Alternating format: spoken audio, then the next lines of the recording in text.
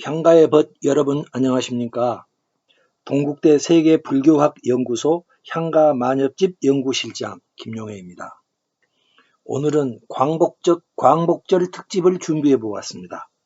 김용혜 TV 외에는 대한민국, 일본, 어느 신문, 어느 방송, 어느 유튜브에서도 들으실 수 없는 이야기를 해드리고자 합니다. 구독과 좋아요 부탁드리겠습니다. 일본군 군가 바다의 가면에 대한 이야기입니다. 일제 강점기의 군가입니다. 이 노래는 2차 세계대전 당시 일본 제국의 군가입니다. 일본어로는 우미 유카바 이렇게 말합니다.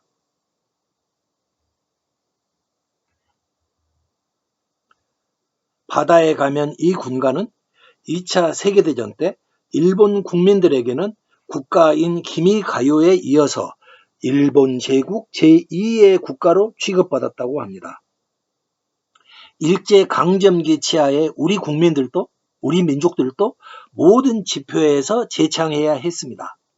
나이 드신 분들이 이 노래를 듣게 되면 만감이 교차하여 눈을 지그시 감을 수밖에 없는 노래입니다.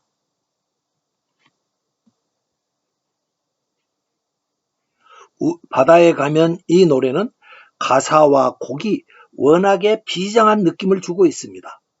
그래서 이 노래는 군인들을 전쟁터로 보내면서 환송할 때 여기나 항구에서 사람들이 나와서 손을 흔들며 불러주었습니다.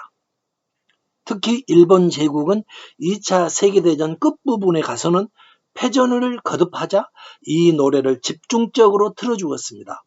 국민 총옥쇄 분위기 고치를 위해서였겠죠. 특히 가미가제 출격을 앞둔 군인들이 죽음을 앞에 두고 가족들에게 유서를 쓰고 비행기를 타면서 눈물을 흘리면서 이 노래를 불렀다고 합니다.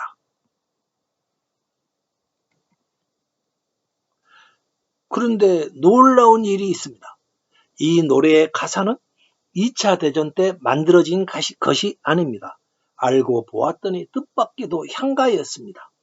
만엽집 4094번가입니다.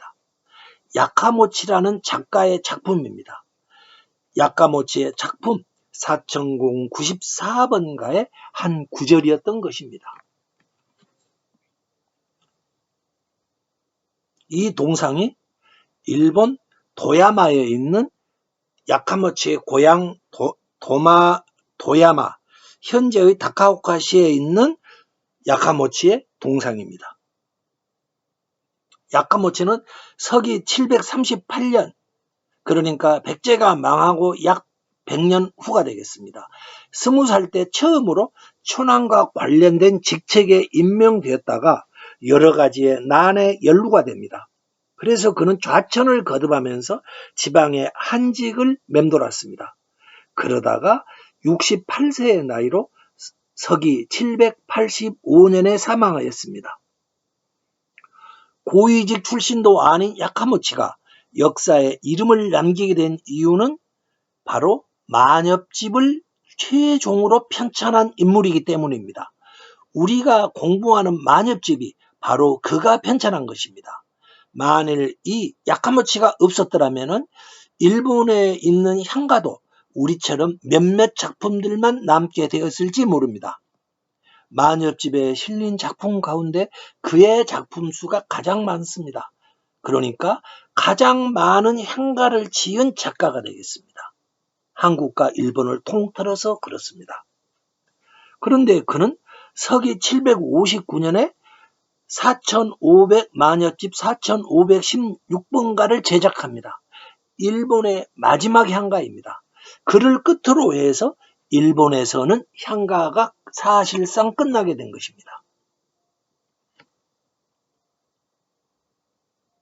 이러한 야카모치의 작품 하나가 근세 현대 2차 세계대전 당시 일본의 군가로 만들어진 것입니다. 제가 말씀드렸지요. 일본인들은 향가를 해독하지 못한다고 했습니다. 그리고 그들이 풀어놓은 가사 역시 잘못되었을 것이라고 이야기했습니다. 사리가 이러한데 야카모치의 작품이 어떻게 해서 군가로 이용되었을까요?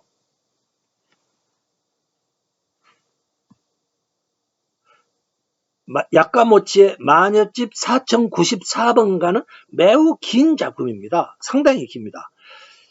그 내용은 당시의 일본 천황이 야카모치 집안으로서 관직에 임명된 자들에게 어디를 가든지 충성하라, 이런 내용의 향가였습니다. 그러면은 그 군가와 관련된 부분을 제가 풀어보겠습니다. 낭송해 드리겠습니다. 관리들이여, 바다로 가서 기리라. 산으로 가서 거친 풀들에게도 그렇게 하라. 선대의 촌왕들에게 마음을 빼앗기라. 죽음으로써 마음을 빼앗기라. 완전히 그 집안 사람들에게 어디를 가든지, 바다로 가든지 산으로 가든지, 그 일반 사람들에게 천황에 대해서 이렇게 선대의 천황들, 역대의 천황들을 기리도록 하라. 잘했다고 기리도록 하라. 이런 내용의 작품이었습니다. 그런데 이 노래를 일본인들은 풀지 못하니까 대충 약간 비슷하게는 풀었습니다. 이렇게 풀었습니다.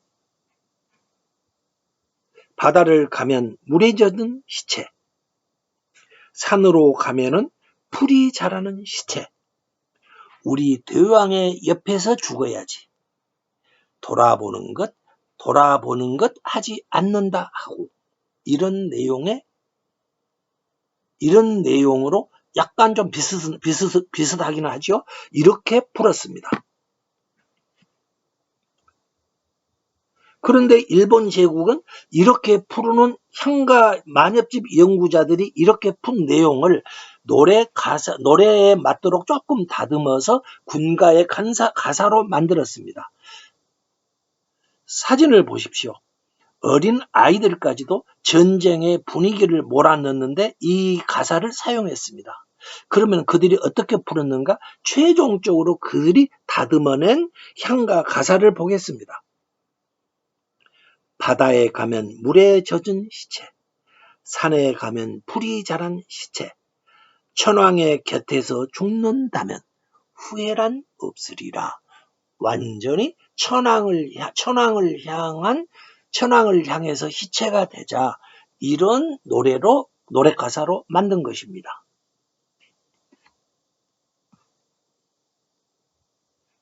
그런데 1937년 일본 광복 8년 전, 일본 패망 8년 전, 우리 KBS에 해당하는 일본의 국영방송국인 NHK가 노부토키라는 음악가에게 이 가사를 만들고 이 가사에 대한 작곡을 부탁했습니다. 이렇게 해서 바다에 가면 우미 유카바라는 군가가 나온 것입니다. 가사와 곡이 비장합니다. 틀어드리면 좋겠는데 유튜브에 틀기는 조금 그래서 틀어드리지 못하겠습니다. 인터넷을 검색해서 한번 들어보시기 바랍니다. 수많은 젊은이들이 변형된 향가 가사와 비장한 곡에 취했습니다. 그리고 마치 환각에 빠진 듯이 그들은 죽음으로 달려갔습니다.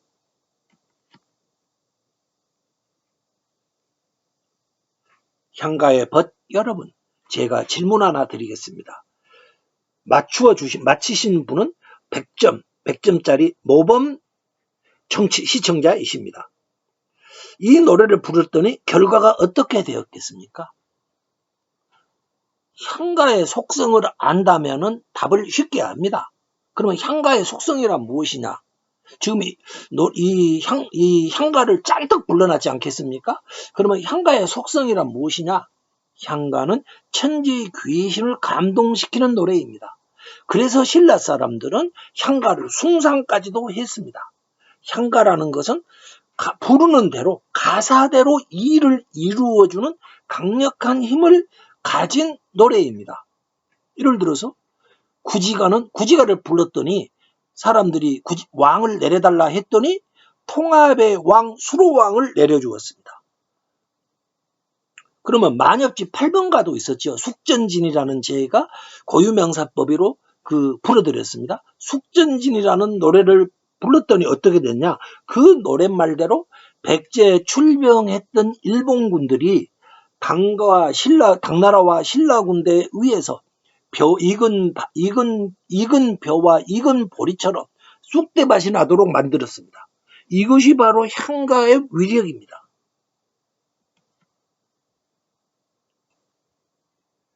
그러면은 이 사천공 94번가 이 향가를 전 국민을 동원해서 불렀습니다.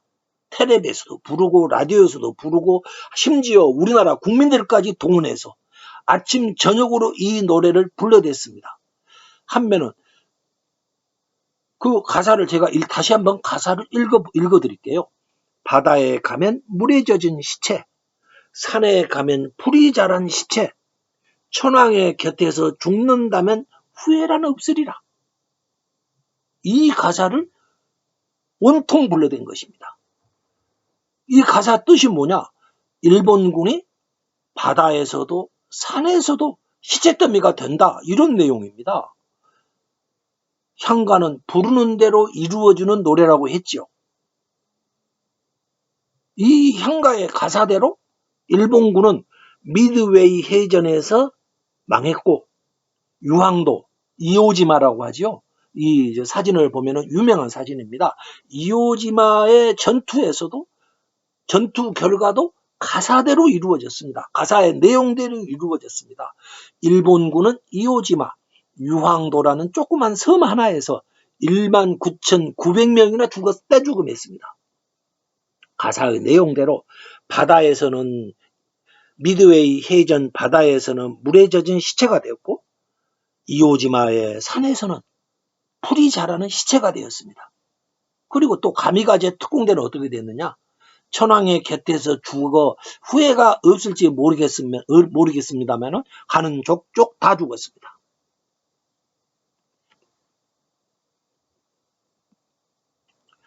향가는 또 여러 명이 떼창떼춤을 추면은 힘이 더 세지는 속성을 가지고 있습니다. 이것을 중구삭금 원칙이라고 합니다. 여러 입은 쇠를 녹인다. 이러한 믿음을 가지고 있었습니다. 예를 들어 볼게요. 구지봉에서는 구간들이 자기 휘하의 백성들을 총동원해서 구지가를 부르게 했습니다. 중구삭금을 한 것입니다. 그랬더니 향가의 힘이 세져가지고 수로왕이 나타났습니다. 그러면 수로 부인의 남편 순정공은 경내 백성들을 또 모아서 바닷가에 가서 해가를 부르게 했습니다. 그랬더니 수로 부인이 나타났습니다. 다시 말해서 가뭄 끝에 비가 온 것입니다. 일제가 전 국민을 동원해서 이 노래를 부르게 했습니다. 심지어 우리 민족에게까지 부르게 했습니다. 만일에 4094번가를 만들어낸 야카모치가 지금 이렇게 일본 제국이 이런 일을 꾸미고 있다는 걸 알았더라면 지하에서 뛰어나와서 뜯어 말렸을 것입니다. 향가가 어떤 노래인데요? 일본 제국주의 당시의 만엽집 연구자들은 무서운 노래를 떼창으로 부르게 했습니다. 그들은 만엽집이 어떠한 노래인지를 아무것도 모르겠습니다. 명세기 학자라는 분들이 그렇습니다. 일본 연구자들은 지금도 마찬가지입니다. 향가의 향자도 모르면서 만엽집 전문가다 그렇게 말하고 있습니다. 이것은 우리나라 향가 연구자들도 마찬가지입니다. 그저 주술가다 이런 정도입니다. 사람들은 일본 제국이 원자폭탄 2방을 얻어맞고 망했다고 알고 있습니다. 그러나 일본은 원자폭탄이 투하되기 전에 이미 폭망해 있었습니다. 향가의 시각으로 본다면 만엽집 4000 94번가라는 향가가 불러온 대참화였습니다. 황당한 이야기일 것입니다. 저도 황당하다고 생각합니다. 그러나 이것은 향가 시대를 살던 사람들이 믿었던 이것이 바로 향가적 합리주의입니다. 오늘은 광복절입니다. 5000년 역사에서 우리 민족이 가장 어려웠던 일제강점기, 민족 멸절의 위기에 처해 있었을 때 일제에 끌려가 이 노래를 부르며 죽음과 마주쳐야 했던 우리의 젊은이들을 애도하고자 합니다. 다시는 이러한 비극적인 일이 없어야 할 것입니다. 또 우리 민족이 만들어낸 최고의 문화상품인 향가가 죽음을 선동하는 수단으로 오용되거나 악용되는 일이 없었으면 좋겠습니다. 광복절을 맞아 향가에 대해서 한번 다시 생각해 보았습니다. 국군을 잃는 일이 다시는 없어야 할 것입니다. 얼마 전 일본에서 불려졌던 만엽집 사천궁 94번가, 수많은 사람을 죽음으로 몰고 갔던 사천궁 94번가, 이 향가의 눈물을 닦아주어야 할 것입니다. 광복절을 진심으로 경축합니다. 감사합니다.